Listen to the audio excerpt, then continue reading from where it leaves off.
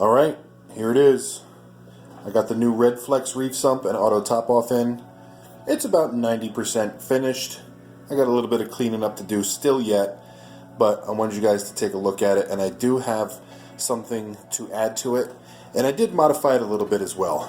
The sump is awesome by itself, but you guys know me, I have to tinker with things and you know, just mess up perfection, I guess you could say. So here it is. This is the Redflex reef sump. Again, if you haven't seen this before, the measurements are 44 inches by 16 tall by 14 and a half front to back. It just fit. I mean, you can see that it just made it in. These door hinges are the quick releases. I can't quick release them anymore, but if I have to take the doors off, I can just unscrew them and they go right back in, so I'm cool with that. But anyway, the sump is up and running, and I do love it. I did change a couple things, and we'll go over that right now. So when I did do the swap, it was pretty simple to do the return line with the return pump and also the overflow drain lines. I had two unions already on them, so it was a pretty quick repipe for that. This time around, I did use a gate valve. This is the first time I've ever used a gate valve. I always use the ball valves because I get them so dang cheap. But this time I went with the gate valve because it is a hurry method and it does have the full siphon. And this is just so much easier to tune things. So definitely highly recommend spending the extra money and getting the gate valve because you can really adjust it like a little bit at a time, and it's just perfect. So, and the return pump was actually pretty easy because I pre-measured everything and I used the union right there. So this way I was able to have my up pipe, because mine is up and over, as you can see right there. I did all that ahead of time. Everything was already glued except for that one union. But now that it comes in straight like that, now if I ever want to replace anything or do anything, it's going to be super easy. So we'll go to the left side. Now this section here, the sump's not really designed for anything in specific, like whether having a skimmer here or refugium here or skimmer here, refugium here. If I, you know, you can pretty much do whatever you want with it. It's a, you know, traditional open design. So this refugium section, I guess you could call it, was a little bit smaller than I wanted to. So I was talking to Dave and Pat, and they were like, yeah, you know, especially Dave. I was on the phone with him one day, and he was like, hey, switch the spots. Because usually I have a skimmer on a skimmer stand, but since this has the acrylic water leveling baffle, put it right there, so it's actually at the level that it needs to be. All right, I started rambling, so let's go to the left side. So the left side, it does come with a port for 3 sump socks, but what I ended up doing is, so under this lid here, oh, auto top just kicked on. Oh, I love that thing. So what I did here is I actually took a piece of 1/4 inch plate glass and siliconed it to the bottom of that port right there. I siliconed it to the bottom so that if I ever want to take it off, I can easily just cut it with a razor and put a 3rd sump sock in there. But I don't really need 3 since it's only total volume now is 80 gallons. This sump actually holds, I think it was 33 gallons with the water level that I have it at. But I didn't really need 3, so I have just the 2 here, and I like to pre-soak all my frag plugs and discs, so that's a perfect spot for them. Keeps them right there, keeps them under the water, keeps them out of the light, and you know, gets them ready. So this way, when I put them in the main display tank, they don't really get any diatoms on them. So as you can see here, can you guys hear that? That's pretty much the skimmer and the reactor running. Totally silent. These little silencing tubes are doing the job. Absolutely silent. So that's that for that section. 2 socks, and we're good to go. I used to hang my sump socks on my ball valve, and this is a little bit easier. So then this section over here, it does have a spot to hold the heater, but I'm actually going to get a couple more boxes of the Marine Pure Spheres and layer this entire bottom. I have a bunch of sump socks that are actually, these are 14s that are in here right now. I have a bunch of 12-inch long sump socks. So once these are used, I'm going to actually chuck them so that I have the same size sump socks throughout. So this way the Marine Pure spheres will line the whole bottom of this. This is actually to be my refugium section. Now, you're probably wondering, if I put a refugium light in here, aren't these sump socks just going to get really nasty? Well, I have an awesome fix for that. We'll get to that in a second. You're going to want to stand by to that because it's really, I impressed myself with this DIY. So then normally you guys can see down here, this is a blow through. This is where the water usually just comes through. Now I wanted to give myself an extra, this is about 3.5 inches of water. So what I did is I took a piece of plate glass and I did a little bit of silicone, and I actually covered up that port so you guys can see here how it makes this section a little bit higher. So now my refugium section is going to be nice and tall. I might add a couple trays of Miracle Mud, I don't know yet, but I like this the way this is. When I get up close and personal on it, there's pods all over the place and it's pretty cool. So the skimmer, I don't remember exactly what height I had this at, but I did measure it before I took it out of the Aquarium sump, and I pre-adjusted this to give me the exact height, and I just cleaned the collection cup, but you can see it's working perfectly.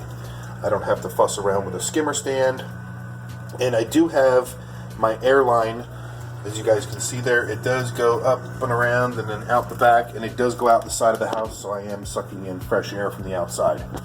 So skimmer section right here, and it's actually big enough where if I did want to put some more Marine Pure spheres here, I can. But I like just having this dedicated for the skimmer only. Now, as it comes over, there's usually a sponge that comes with it here. But you guys know I love my pinky pads, my pinky filters. So I just did a quick DIY. And you guys can see here that I use black egg crate. I don't know, I might actually buy some white egg crate so that it matches everything. But you know, there are some, you know, this is black, that's black. So I don't know, it doesn't really bother me, so I'll leave it there. But I just real quick spray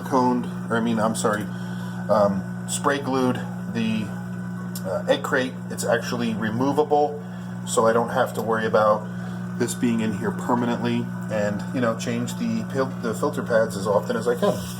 And then last but not least, over in this section, you guys saw the video on this.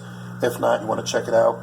This is the Lifeguard Aquatics side flow reactor, the Jabo DCS 7000, and then back there, those two little sensors. The bottom red one is the temperature sensor, and the blue one is for my auto top off. Very, very happy with this. It gives me a lot more room than my old sump. It's 16 inches longer than the old sump, and about 1.5 inches taller, and it's actually the same width, so it does give me a lot of room. Now, let's go to what I'm going to be doing here.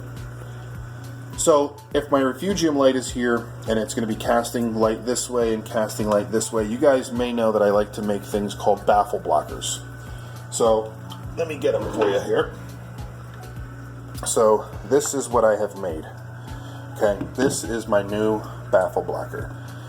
I have put these little felt pads on here so it doesn't scratch the sump up. I could have probably found white pads or like a light gray to make it look prettier. Look at this design on this. It's pretty cool, right?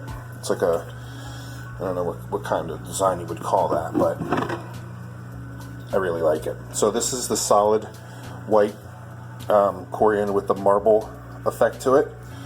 Now, I want to make sure that these sump socks are not going to be getting blasted with light, and I want to make sure that this is off the bottom. So check out what I did here.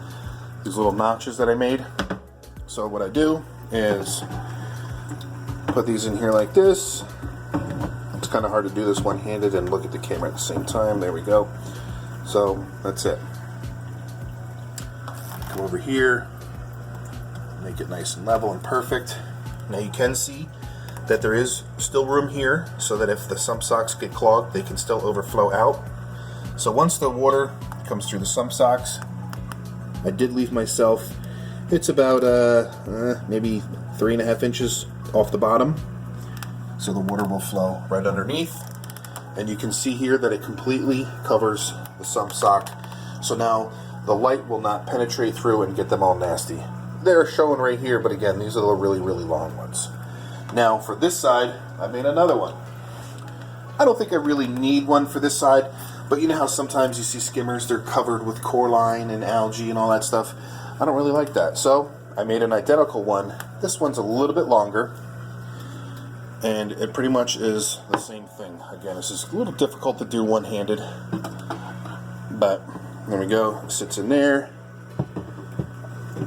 Turn it sideways. Got these nice felt pads on there, so it's not going to scratch the acrylic. And again, I move this, and I can give it any type of gap that I want. I can make it smaller, larger. Now, the water is going to obviously flow through here, probably, hopefully, give me a little bit of churn, and then come back up and out and down. Now, if something does get clogged down here or whatever, it's not a problem, because I did leave a 1/4 inch gap between this piece of corian and the acrylic sidewall, and then the same with the back. So for some reason this gets them completely filled with rock solid brick style Chaeto, which probably will never happen, then I do have a backup plan where it will squeak through and not just go crazy and overflow the system. So there it is. That is my totally concealed refugium section, and again, the little felt pads so it doesn't scratch anything. I like this, and it totally matches. It's like almost a perfect match. This does have the little swirls on it, but that's cool. I'm okay with that. I really like it. So now, instead of, essentially using this, it's going to be this size. So that's it. I could even, if I wanted to, make it a little bit smaller. There we go. Oops, I'm pushing a lot of water when I do that. But there we go. That's probably about how big it'll be.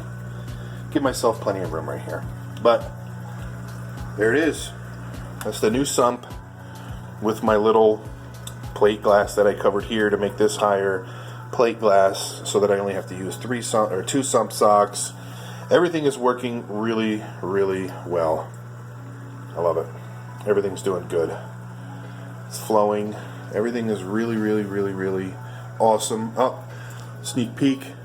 I added another tiger conch, and it's crazy because the new guy follows this guy around all the time. You can see how long I've had this one completely covered in coralline. This is the tiger sand conch. Make sure you guys have them. Best thing in my reef tank. But that's it. Look how nice and dark it makes everything over here. Awesome. So I'm probably going to do some research and get a refugium light for here, because it's time to add Chaeto to this system. I'm only going to use Chaeto, nothing else. And like Skimmer's working good. Thank you, Murphy's Aquatics, for recommending me this Skimmer. I have loved it and not had a single issue with it since day one. If you guys are curious, I do have a video on it. It's awesome. That's it. That's it. Everything's all done. I'm going to be able to kick back and just relax now. And then, like I said, do a little bit of research. I want to get a cheap refugium light. I don't want to be getting some $300 refugium light. I don't have a need for that. I like to stay low budget. I did do some little bit of cleaning up there. I didn't really want to tidy it up too much. I just wanted to make sure that if I'm in here doing something and cleaning, that I don't move these 2 sensors and throw them off. So I zip tied them to these little sticky tabs.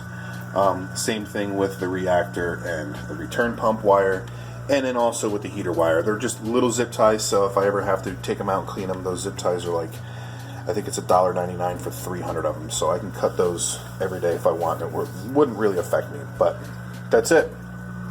Everything's doing good. I hope you guys enjoyed this video. Let me pause real quick and we'll get a full shot. Alright, so there it is. This is my system and what it looks like. I like it. Looks pretty good. It'll look pretty cool with a big ball of green Chaeto there churning around. I don't know, I might even put a power head on there and hook it up to one of my Wi-Fi surge protectors and have it kick on like, an hour a day or something like that. But that's it. Next step for me is I'm actually going to be, let me come over here, I'm actually going to be building a cabinet to enclose this, because Little Billy Pipes likes to play with this lid, and I'm waiting one day to come home and see this thing filled with toys. So what I'm going to do is I'm actually going to build a black cabinet to match this, and my next step is, after that, is I'm going to be getting a dosing system.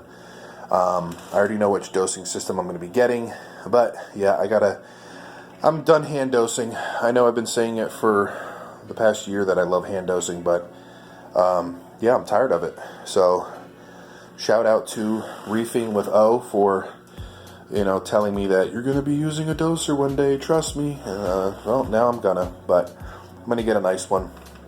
I'm going to just dose alkalinity and calcium. But there we go. Everything's looking good. I did get a new coral the other day. If you stayed this long, we'll give you a sneak peek of it. You can't really see it. There's no gel filter. But look it up. It's called the Panape Bird's Nest. It's awesome. It's yellow, pink tips. So everything's doing well. All right. I'll see you guys on the next one. Later.